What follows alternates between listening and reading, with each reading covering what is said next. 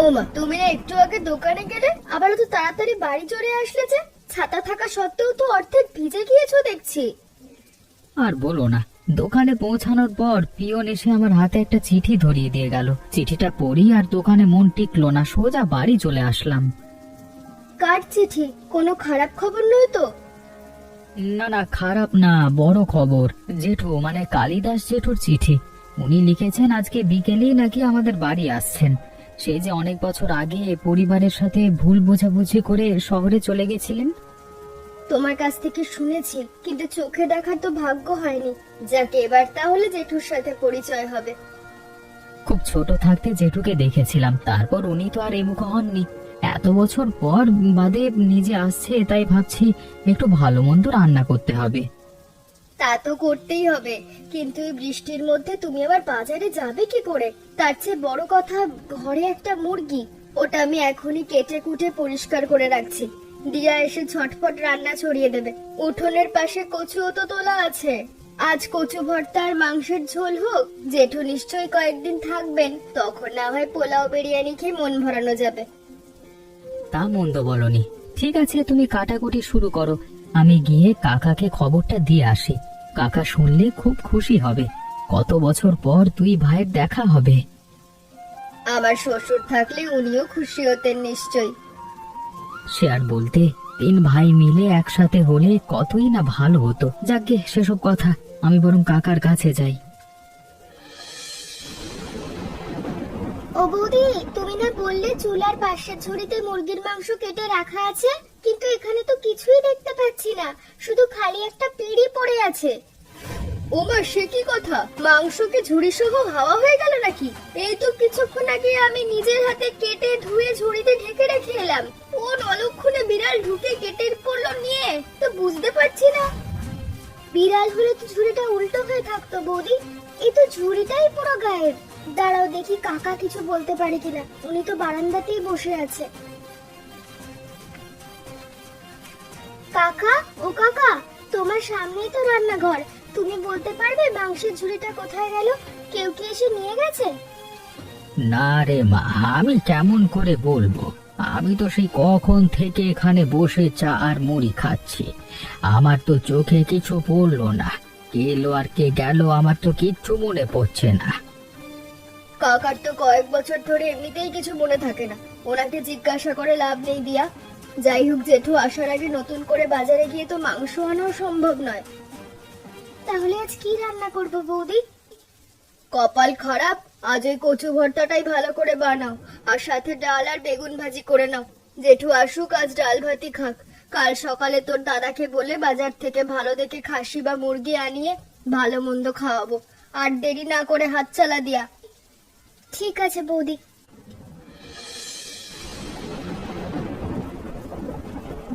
তা দাদা, এতগুলো বছর পর অবশেষে এই ভাঙা পরিবারের কথা মনে পড়লো তোমার? তা যা বলেছিস হরিদাস, তবে তুইও তো একদম পর করে দিয়েছিস। কখনো একটা খবর নেওয়ার প্রয়োজন বোধ করিসনি।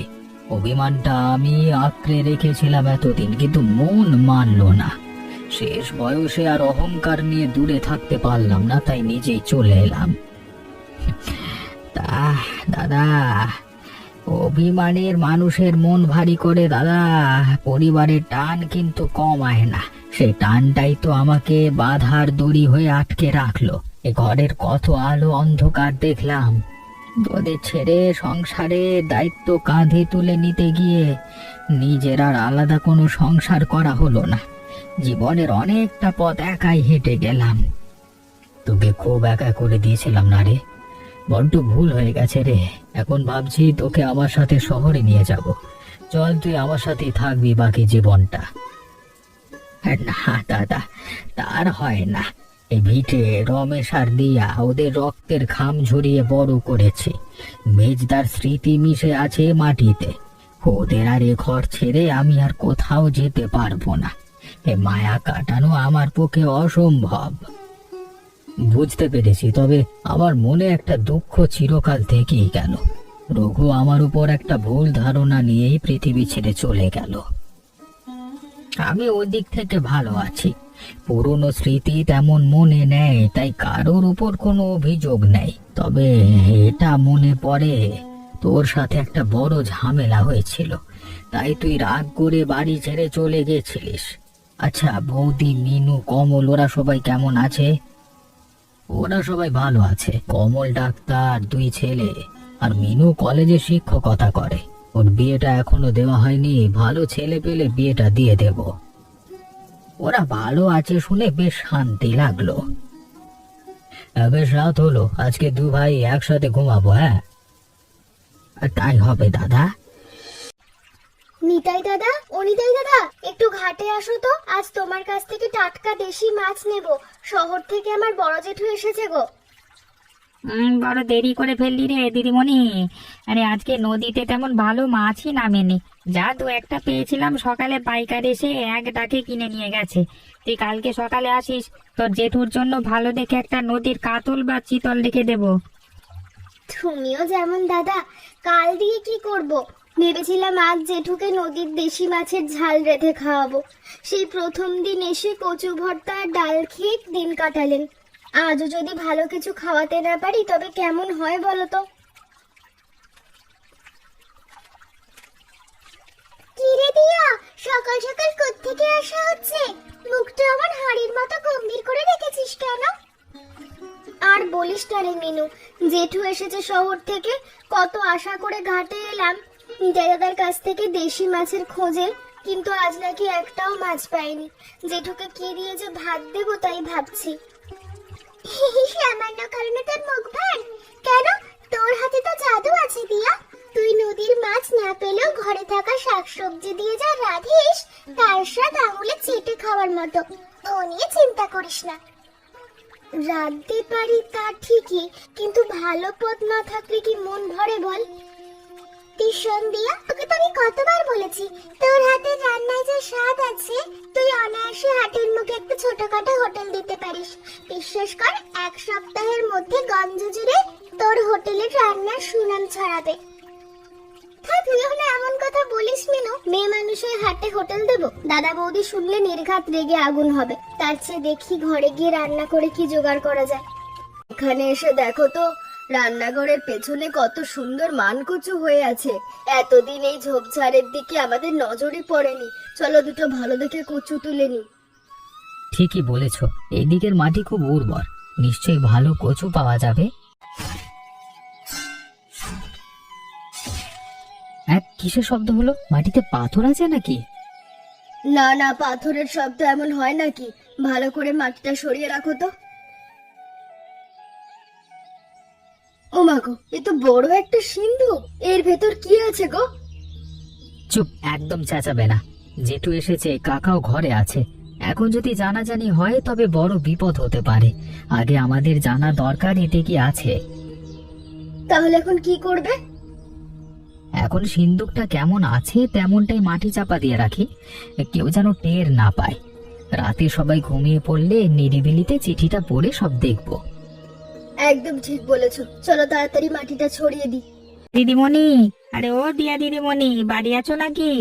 দেখো আজকে তোমার জন্য নদীর টাটকা দেশি মাগুর আর ট্যাংরা মাছ নিয়ে এসেছি। বা নিতাই দাদা, তুমি সত্যিই আজ কামাল করে দিয়েছো। জেঠু দেখো, নদীর টাটকা মাছ।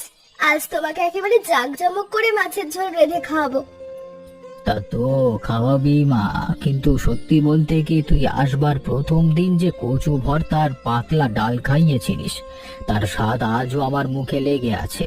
শহরে কত নামি দামি খাবার খায়, কিন্তু তোর হাতের ওই সাধারণ কচু ভর্তার কাছে তো কিছুই না। কি যে বলো জেঠু, কচু ভর্তা আবার কোনো ভালো পদ হলো নাকি? অবশ্যই পদ, রান্নার গুণই তো আসল কথা। শোন মা, তুই আমাকে আর একদিন তোদের নিজের হাতে ওই সুন্দর কচু ভর্তা করে খাওয়াবি, আর পারলে একদিন খাসির মাংসের ঝোল রেঁধে দিস। তোর হাতের রান্না সত্যি অমৃতের মতো রে মা। ঠিক আছে জেঠু, তোমার সব পছন্দসই রান্নাই আমি এক এক করে বানিয়ে খাওয়াবো। তুমি শুধু কদিন শান্তিতে আমাদের কাছে থেকে যাও। ছি ছি ছি ছি, কিসের এত পচা গন্ধ রে বাবা? আশেপাশে কোথাও ইঁদুর টিঁদুর পড়েছে নাকি? বৌমা, দিয়া, তোর একটু এদিকে আয় তো মা, দেখে যা এখানে কি ঝুলছে।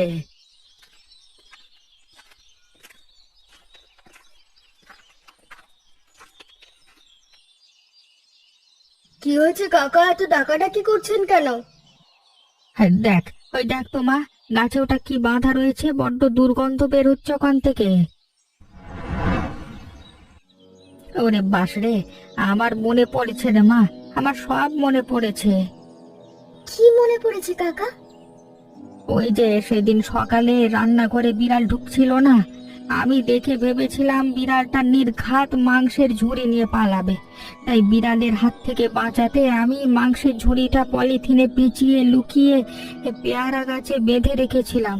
তারপর চায়ে মুড়ি ভিজিয়ে খেতে খেতে একদম ভুলে গেছি। ও কাকা, তোমার ভুলো মনের জন্য দুদিন ধরে আমরা গৃহস্থে হইচই করছি। যাই হোক, পুঁতি তো নষ্ট হয়ে গেছে, আর কি করা যাবে। আমি বরং এটা দিয়ে দূরে কোনো ঝোপে ফেলে দিয়ে আসি। তাড়াতাড়ি পড়ে বলো না, আমার বুকটা ধুকফুক করছে। শ্রদ্ধা সম্পন্ন মহাশয়, আমাদের বাড়িতে হুট করে ডাকাত পড়েছে।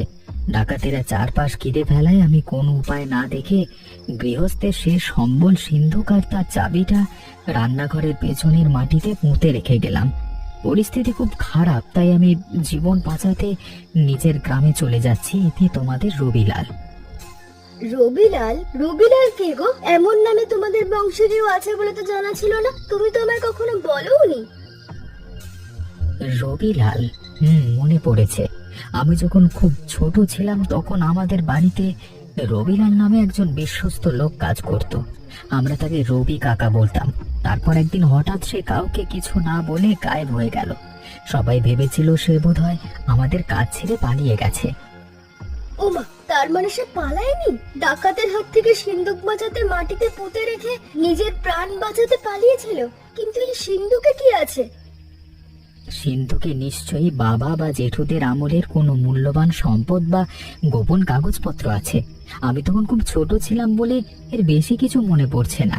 তবে এই চিঠি আর চাবির রহস্য এখন আর গোপন রাখা ঠিক হবে না। কালকে সকালেই আমাদের জেঠু আর কাকাকে সব কথা খুলে বলতে হবে। একদম ঠিক বলেছো। কাকা আর জেঠু একসাথে আছেন, ওনারাই এর সঠিক ব্যবস্থা করবেন। কি হয়েছে রমেশ, তোকে তো চিন্তিত দেখাচ্ছে কেন? জেঠু, গতকাল রান্নাঘরের পেছনে মাটি খোঁড়ার সময় আমরা একটা বিশাল পুরনো লোহার সিন্ধুক পেয়েছি। সিন্ধুক আর চাবি? এ তো রবিলালের হাতের লেখা চিঠি দাদা। অবশেষে সিন্ধুক আর চাবিটা পাওয়া গেল। জানিস রমেশ, এই সিন্ধুক আর চাবির জন্যই তোর বাবা রঘু জীবনের শেষ দিন পর্যন্ত আমাকে চরম ভুল বুঝে গিয়েছিল। এই একটা ঘটনার জন্যই তো আমাদের পরিবারটা টুকরো টুকরো হয়ে গেল, আর আমাকে ভিটে মাটি ছেড়ে শহরে চলে যেতে হলো। জেঠু, আসলে কি হয়েছিল তখন? সব বলবো বাবা, তোদের না জানিয়ে আমি কোথাও যাব না। তবে এখন না, আমি তো আর এখানে 2 দিন আছি। যাওয়ার আগে এই রহস্যের পুরোটা তোদের কাছে খুলে বলে যাব। তবে ততদিন এই চাবি আর চিঠিটা খুব সাবধানে রাখিস রমেশ। কেউ যেন টের না পায়। সময় হলে সবটা সত্যি সামনে আসবে। আমার খুব জানতে ইচ্ছে করছে জেঠু, তুমি বলো। আমারও আস্তে আস্তে মনে পড়ছে। পুরোটা মনে পড়লে বলতাম। তবে দাদা, তোকে জানাবে বাবা, এটা অস্থির হোস না এত। সব জানাবো বাবা, 2 দিন অপেক্ষা কর। ওডিয়া, ওরা জামা কাপড় তোলা রাখ, আগে আমার কথাটা শোন। কি রে মিনু, এমন ঝড়ের বেগে এসে কি বলবি বলছিস? আকাশে যা মেঘ করেছে, এখনই তো মুষলধারে বৃষ্টি নামবে। নামক বৃষ্টি, তোর সাথে একটা দারুণ খবর শেয়ার করতে এলাম। আগামী সপ্তাহে আমার বিয়ে। বলিস কি রে মিনু, সত্যি? এ তো পরম আনন্দের খবর। তা পাত্র কে রে, কি করে? পাশের গায়ের সরকারি প্রাথমিক স্কুলের শিক্ষক। আজ সকালেই সব ফাইনাল হয়েছে। আমি খবরটা শুনে শুধু তোদের বাড়ি ছুটে এলাম। খুব ভালো খবর। তা তোর বরকে কিন্তু একদিন আমার হাতে রান্না খাওয়াতেই হবে, বুঝেছিস? সে তো নিশ্চয়ই, কিন্তু শোন, শুধু তোকে বললে হবে না। তোর দাদা, বৌদি, হরি কাকা, শহর থেকে আসা জেঠু, তোদের পুরো পরিবারকেই কিন্তু আমার বিয়েতে যেতে হবে। এই যে তোদের সবার দাওয়াত রইলো, কোনো অজুহাত কিন্তু আমি শুনবো না বলে দিলাম। আরে ধ্যাৎ, তোকে অজুহাত দিতে যাবো কেন? আমরা সবাই যাব। আমার এত ভালো একটা প্রিয় বান্ধবীর বিয়ে, আর আমি যাব না তা হয় নাকি? সেদিন আমি তোকে খুব সুন্দর করে সাজাবো, দেখিস। আহা, কি যে স্বর্গীয় স্বাদ রে দিয়া। কত বছর পর এমন খাসির মাংসের ঝোল আর কচু ভর্তা খেলাম। শহরে কত নামি দামি হোটেলে খেয়েছি, কিন্তু তোর হাতের এই রান্নার কাছে তো কিছুই না। একদম ঠিক বলেছিস দাদা। দিয়া মা আমার রান্নায় সত্যিই যেন অন্নপূর্ণা। এর হাতের রান্না খেলে পেট তো ভরেই, মনও জুড়িয়ে যায়। জেঠু, কাকা, যদি কিছু মনে না করো একটা কথা বলবো। কি আবার বলবি দিয়া? কাকা আর জেঠু খাচ্ছেন, এখন আবার তোর কিসের কথা? দাদা, আমি গঞ্জের হাটের মুখে একটা ছোটখাটো হোটেল দিতে চাই। মিনুও আমাকে বলেছে আমার হাতে রান্না দিয়ে নাকি আমি নিজের পায়ে দাঁড়াতে পারবো। কি বললি? তুই মেয়ে মানুষ হয়ে হাটে হোটেল দিবি? মানুষজন শুনলে কি বলবে? তোকে আমরা না খাইয়ে রেখেছি নাকি? এসব ফালতু চিন্তা মাথা থেকে ঝেড়ে ফেল। থাম তো রমেশ, খামোখা অত চেল্লাচ্ছিস কেন? দিয়া তো কোনো অন্যায় কথা বলেনি। যার গুণ আছে সে স্বাবলম্বী হতে চাইলে তাতে দোষের কি? কিন্তু জেঠু, মেয়ে মানুষ বাজারে বসে। রমেশ, যুগ বদলেছে বাবা। দিয়ার হাতের রান্নায় যে জাদুকরি স্বাদ আছে তা দিয়েও অনেক দূরে যেতে পারবে। আমি তোকে বলছি, তুই এত বাধা দিস নে। তুমি যখন বলছো তাহলে আমি আর না করব না। দিয়া, তোর মনের ইচ্ছে আমরা পূরণ করব। সত্যি দাদা? দেখ তো দিয়া, তুই নিজের হাতে না সাজালে আজ আমার কোণের সাজটাই অসম্পূর্ণ থেকে যেত। কত সুন্দর লাগছে আমাকে। লাগবে না আবার? আজ আমার সেরা বান্ধবীকে সবচেয়ে সুন্দর কোণে লাগছে। সন্ধ্যা, বিয়ে হয়ে শ্বশুর বাড়ি চলে যাচ্ছে ঠিকই, কিন্তু তোর কথা আমার খুব মনে পড়বে। তা তোর সেই হাটের হোটেলের স্বপ্ন কত দূর এগোলো? তোর দাদা শেষ পর্যন্ত রাজি হলো? তোকে কি বলবো মেনু, সেদিন তো দাদা রেগে আগুন হয়ে গিয়েছিল, কিন্তু ভাগ্যিস জেঠু আর কাকা ছিলেন। জেঠু দাদাকে এমন ভাবে বোঝালেন যে দাদা শেষ পর্যন্ত বাধ্য হয়ে রাজি হলো। সত্যি বলছিস? এটা দারুণ খবর রে। আমি জানতাম তোর স্বপ্ন একদিন ঠিক পূরণ হবে। হ্যাঁ রে, জেঠু বলেছেন হোটেল খোলার ব্যবস্থা উনি করে দেবেন। তুই শ্বশুর বাড়ি থেকে ফিরে দেখবি হাটের মুখে দিয়ার হোটেল চালু হয়েছে। তোর হোটেলের প্রথম খদ্দের কিন্তু আমি আর তোর ভগ্নিপথ হব, মনে রাখিস। তোর হাতে সেই কচু ভর্তা আর মাংসের ঝোল কিন্তু খাওয়াতে হবে। খাওয়াবো রে, খাওয়াবো। শহরের উদ্দেশ্যে রওনা দেব, তবে যাওয়ার আগে তোদের সেই রাতের পুরনো রহস্যটা বলে যেতে চাই। তোরা তো জানিস না আসল ঘটনাটা কি ঘটেছিল। বলো জেঠু, আমরা শুনছি। তোরা যখন খুব ছোট তখন বাড়ির সবাই তোদের মামার বাড়িতে বেড়াতে গেছিল। সে গভীর রাতে হঠাৎ বাড়িতে একদল ডাকাত পড়ে। ভয়ে প্রাণ বাঁচাতে আমি পেছনে জানালা দিয়ে পালিয়ে যাই। আমি জানতাম ডাকাতেরা সব লুটে নিয়ে গেছে, কিন্তু এই চাবি আর সিন্ধুক পাওয়ার পর সব পরিষ্কার হলো। রবিলাল বিশ্বস্ততার পরিচয় দিয়ে ডাকাতদের হাত থেকে সিন্ধুকটা বাঁচাতে ওটা মাটির নিচে পুঁতে রেখে পালিয়েছিল। ওমা, তাই নাকি জেঠু? শোন বাবা রমেশ, ওই সিন্ধুকে আমাদের বংশের অনেক টাকা পয়সা জমানো আছে। চাবি দিয়ে সিন্ধুকটা খুলে ওই টাকা দিয়েই তোরা দেওয়ার জন্য একটা সুন্দর হোটেল করে দিবি। ওর হাতের খাসির মাংসের ঝোল আর কচু ভর্তা দিয়ে হোটেল কিন্তু ভালো চলবে। ঠিক আছে জেঠু, তোমার কথাই হবে। আমি আর কোনো বাধা দেব না। দাদা, এতদিন আমরা ভেবেছিলাম সেই রাতে তুই বোধহয় বাড়ির সব টাকা পয়সা গায়েব করে শহরে পালিয়েছিলিস। সেই ভুল বোঝাবুঝিতেই তোকে এতগুলো বছর পর করে রেখেছিলাম। আমাদের তুই মাফ করে দে দাদা। আরে না রে হরিদাস, পুরনো ভুল বোঝাবুঝি ধুয়ে মুছে গেছে, এটাই অনেক। ও দিয়ামা, বাইরে থেকেই তো রান্নার সুবাস পাচ্ছি। তোর হোটেলের সুনাম তো এখন শহর পর্যন্ত ছড়িয়ে পড়েছে। ওমা জেঠু, তুমি এতদিন পর আবার এলে? না এসে কি থাকা যায় রে? শহরের লোক তোর এই কচু ভর্তার মাংসের ঝোলের প্রশংসায় পঞ্চমুখ। তাই ভাবলাম জেঠু হয়ে নিজের চোখে দেখে যাই দিয়ার হোটেল কেমন চলছে। জেঠু, আজ আমি যে নিজের পায়ে দাঁড়াতে পেরেছি তা শুধু তোমার সেই রাতের উৎসাহ আর রবিলাল কাকার রেখে যাওয়া সিন্ধুকের জন্যই। ওসব কিছু না মা, সব তোর হাতের গুণ আর পরিশ্রমের ফল। নে, এখন কথা না বাড়িয়ে জেঠুকে তাড়াতাড়ি এক থালা গরম ভাত আর স্পেশাল কচু ভর্তা এনে দে তো দেখি। আশীর্বাদ করো জেঠু, আমি যেন অনেক নাম করতে পারি।